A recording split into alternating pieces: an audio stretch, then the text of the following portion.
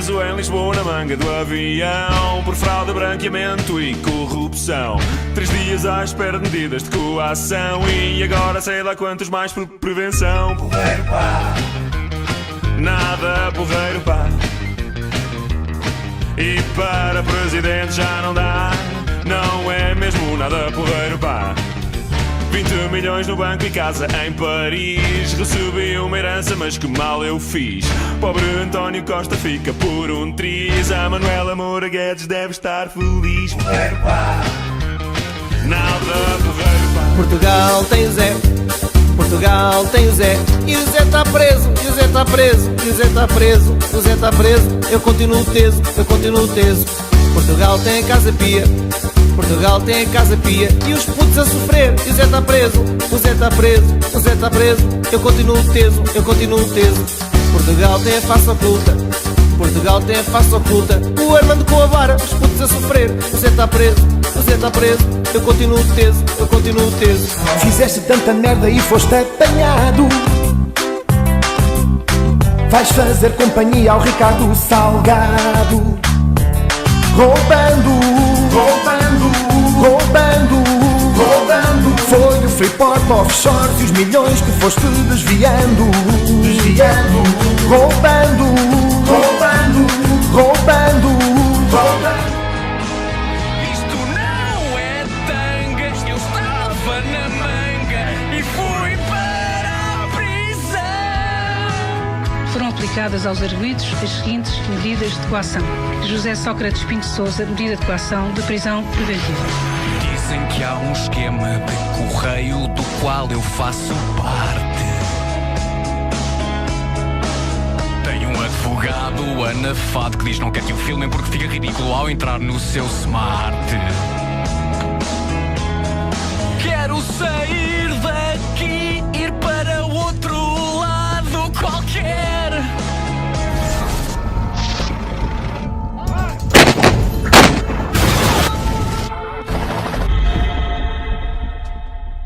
Portugal e o Botsuana são países diferentes. O Botsuana é menos corrupto que Portugal.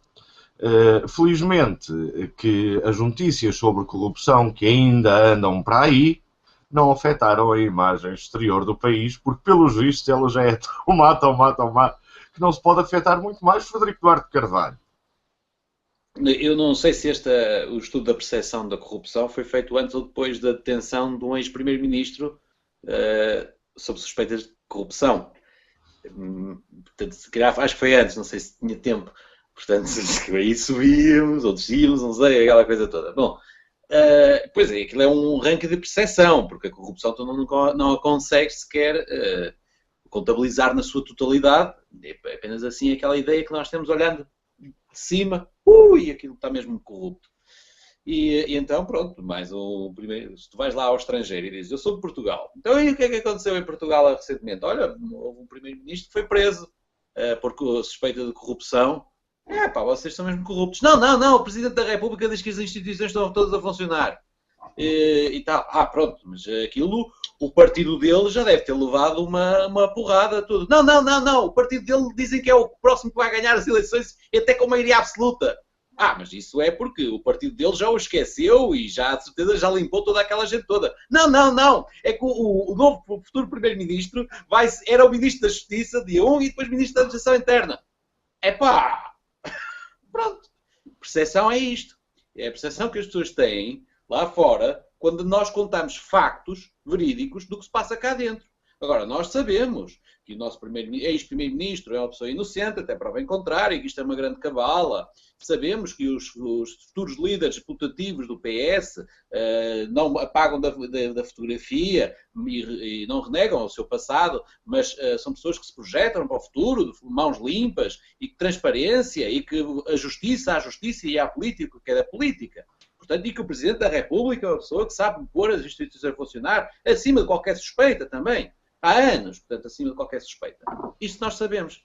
Agora, vamos lá fora um bocadinho, apanhamos um bocadinho de ar e voltamos. E de certeza, se calhar voltamos diferentes. Olha, o Paulo Querido, por exemplo, ele esteve lá fora há uns dias, voltou agora. Paulo, o que é que tens a dizer? eu tenho a dizer, quer dizer, lá fora, onde eu estive, que foi na Alemanha, eles, por isso simplesmente, não ligam minimamente ao que está a passar em Portugal, não ligam mesmo nada. Mesmo as notícias da política, sejam elas as da desgraça deste governo, que é uma incapacidade completa de fazer o que quer que seja, a começar pelas reformas que ele próprio prometeu, seja as questões, portanto, que têm a ver com a justiça, do Sócrates e os outros casos todos.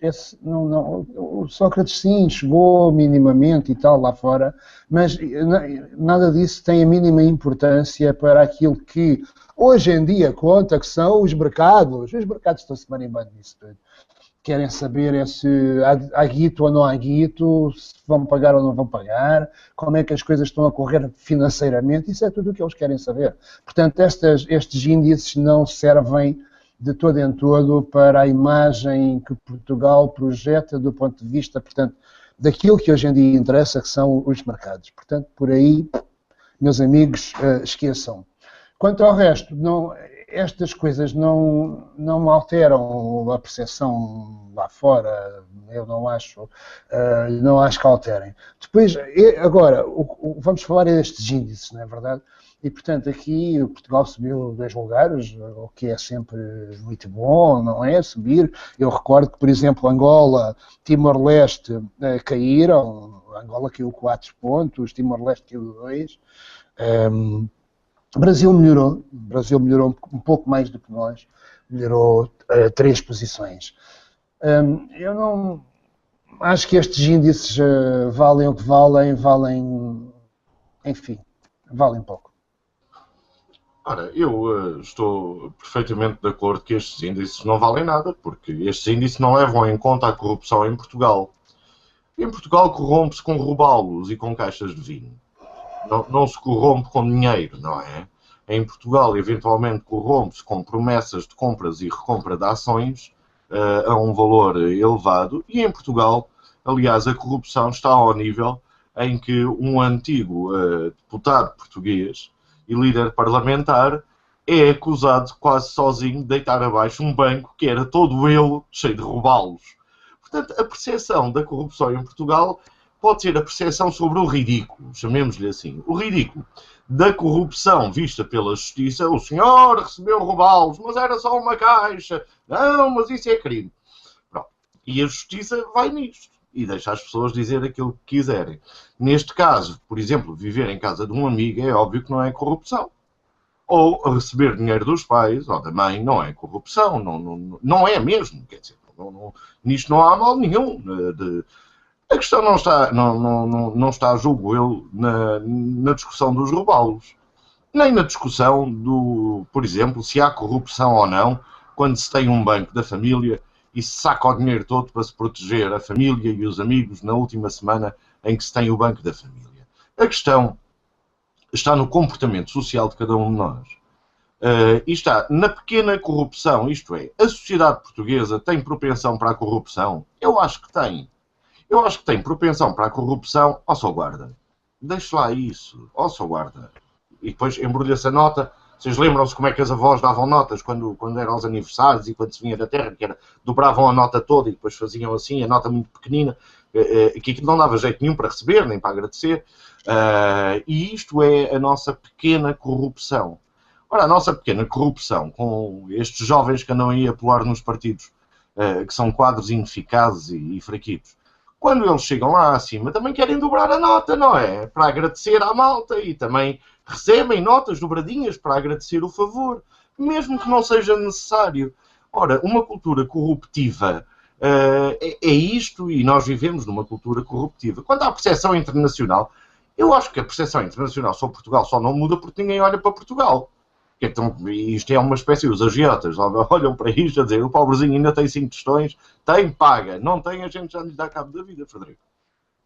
Eu admiro que vocês estejam, que pronto, são portugueses, é natural que tenham assim coisa. Eu também sou português, nasci cá há 42 anos, mas ainda não me habituei. Ainda não me habituei aos portugueses. E pronto. E a corrupção a mim aborrece-me. Essa pequenina corrupção que tu estás... Eu não estou a dizer que não me aborrece.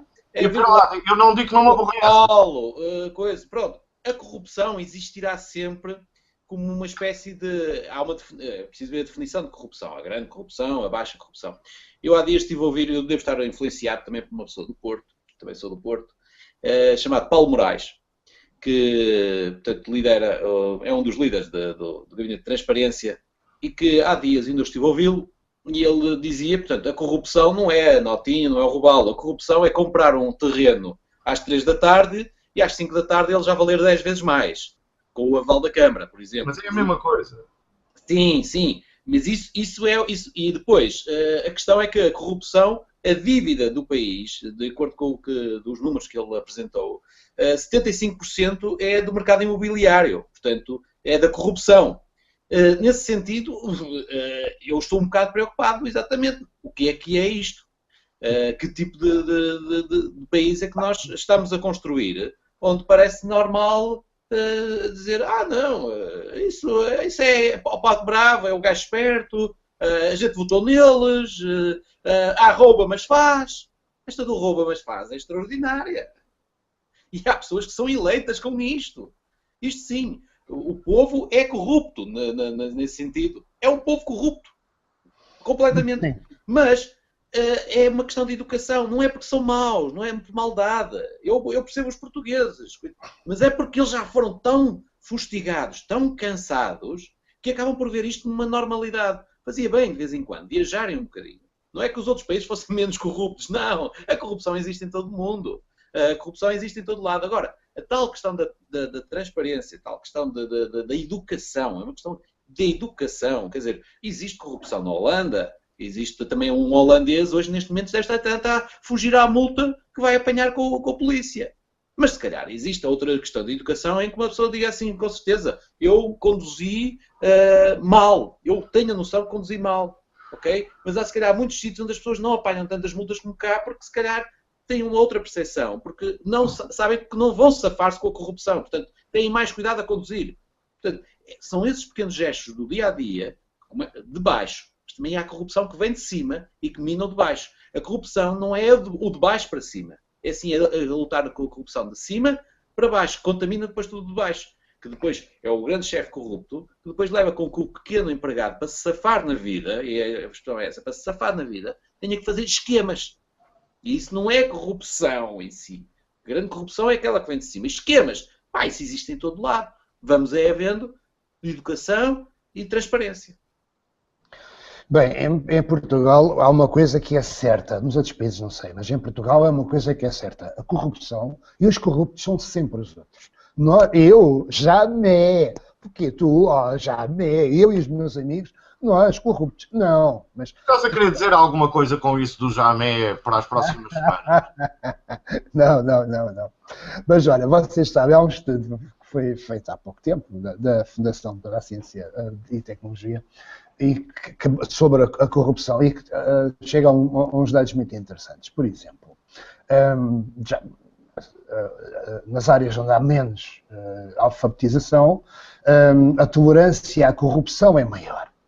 Ponto número 1. Ponto número 2, há uma discrepância entre a teoria e a prática. Ou seja, a malta acha e tal, eles são todos uns corruptos e uns não sei o quê. E depois vota neles. 88% dos participantes neste estudo afirmaram que jamais votariam em um autarca envolvido em um caso de corrupção. Hein? A verdade é que nós sabemos que depois os autarcas são eleitos e reeleitos e pronto, os autarcas e não só. Também alguns...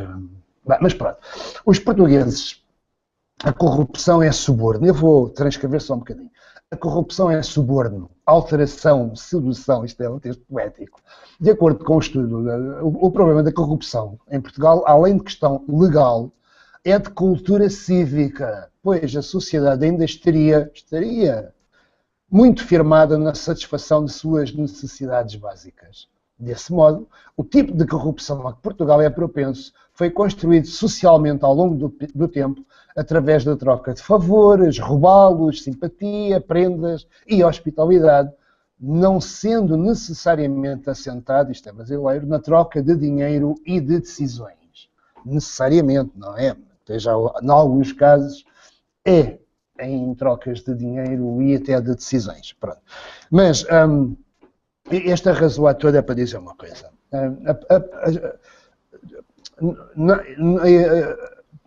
Há uma evolução e os valores evoluem também. Os valores, pela positiva e pela negativa, evoluem através dos tempos. E, portanto, a corrupção é um drama. Estou a falar agora da pequena corrupção, não é? Daquilo que vocês, sobretudo o João, identificam muito bem. No Portugal é o país dos rebalos, é o país da cunhazinha, é o país do favorzinho. E isso, durante décadas, foi um sistema funcional. Era aquilo que fazia funcionar. Dava-se um empregozinho àquela pessoa, porque era o filho do porteiro e que até estava na escola. Quer dizer, era a maneira de construir aquilo que se chama networking, e é bem visto, não é? Quer dizer, também se pode olhar para o networking e chamar-lhe cunhas, e chamar-lhe corrupção. Portanto, há um momento a partir do qual as coisas, o valor muda e deixa de ser um valor positivo ou o valor possível, não sendo nem negativo nem positivo, é o valor possível. É o que faz funcionar e depois de repente passa de repente não, é evolutivo. Mas há ali um momento a partir do qual passa a ser maioritariamente visto como um problema, portanto, como um acto anormal e como algo indesejável. Mas nesta matéria, como em muitas outras, a escala de cinzentos é muito grande. E na sociedade mediática em que nós estamos mergulhados pronto, elimina os cinzentos, é tudo a preto e branco. Eu devo dizer uma coisa. O primeiro ato corruptivo importante, relevante do ponto de vista histórico, é o ato em que alguém diz a outro: dás-me aqui um dízimo, porque eu, quando receber o teu dízimo, permite que rezes e encontrarás a felicidade ou a salvação.